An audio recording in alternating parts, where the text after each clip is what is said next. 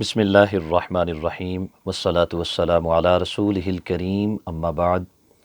رب العالمین جل جلالہ کے ہاں اسلامی سال کے پہلے مہینے محرم الحرام کی بہت زیادہ قدر و منزلت ہے۔ بعض مفسرین کے مطابق رب ذوالجلال نے قرآن مجید برہان رشید میں جو والفجر کہہ کے فجر کی قسم کھائی ہے، اس سے مراد ماہ محرم الحرام کی پہلی فجر ہے،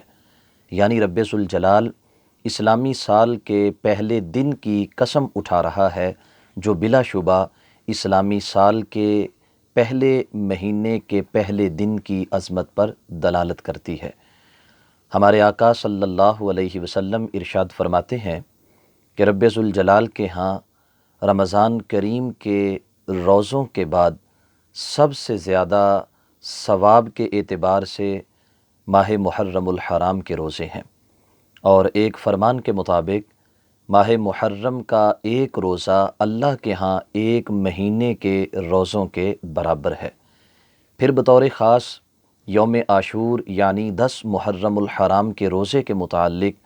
ہمارے آقا صلی اللہ علیہ وآلہ وسلم نے ارشاد فرمایا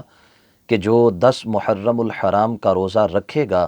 رب ذوالجلال اس ایک روزے کی برکت سے اس کے گزشتہ 1 سالوں کے گناہ صغیرہ کو مٹا دے گا۔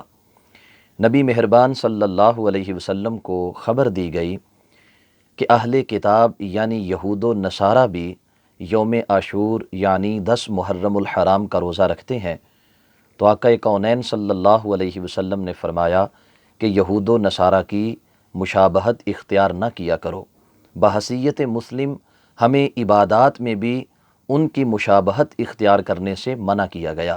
حالانکہ عبادت خالصتاً اللہ کی رضا کے لیے ہے۔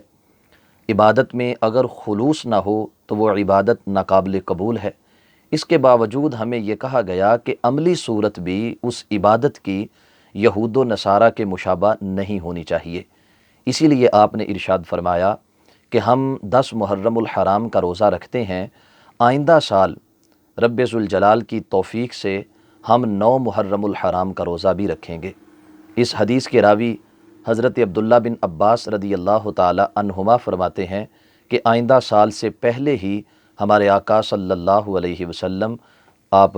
وصال فرما چکے تھے، لیکن امت کے لیے یہ تعلیم ہے سرکار کی کہ 10 محرم الحرام کے ساتھ 9 محرم الحرام کا روزہ رکھنا بھی افضل ہے اور اپنے درجے کے اعتبار سے اعلیٰ ہے۔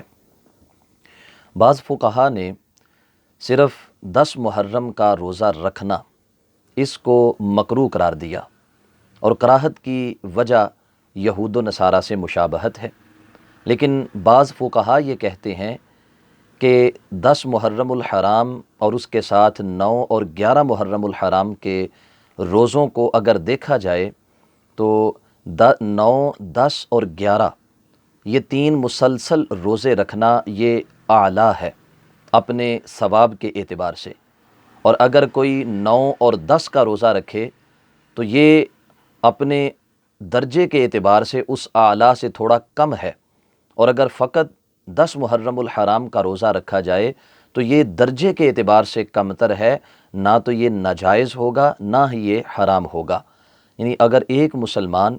9، 10 دونوں ملا کر یا 10 اور 11 دونوں کو ملا کر یا 9، 10 اور 11 تینوں ایام کے مسلسل روزے رکھنے کی بجائے وہ صرف 10 محرم الحرام کا روزہ رکھتا ہے، تو یہ نہیں کہ اسے روزہ رکھنے پر گناہ دیا جائے گا یا روزہ رکھنے کی وجہ سے وہ اجر سے محروم ہو جائے گا، اسے اجر بھی ملے گا، رب ذوالجلال اپنے اس بندے سے راضی بھی ہوگا۔ لیکن چونکہ نبی علیہ الصلاۃ والسلام نے یہود و نصارہ کی مخالفت کا حکم دیا، تو عملی صورت میں یہاں وہ مخالفت نہیں پائی گئی۔ مخالفت اس طرح تھی کہ 9 کا بھی ساتھ روزہ ملا لیا جاتا، یا 9 کا نہیں تو 11 کا ملا لیا جاتا، تو یہ عملی مشابہت جو ہے اس کی وجہ سے اپنے درجے کے اعتبار سے اس میں کچھ کمی واقع ہوئی ہے، لیکن یہ روزہ ناجائز اور حرام نہیں ہے۔ خالق کائنات جل جلالہ ہمیں 9، 10 اور 11 3 دنوں کے مسلسل روزے رکھنے کی توفیق عطا فرمائے، یا کم از کم رب ذوالجلال ہمیں 9 اور 10 محرم الحرام کے 2 روزے رکھنے کی توفیق بخشے۔ وآخر دعوانا ان الحمد للہ رب العالمین۔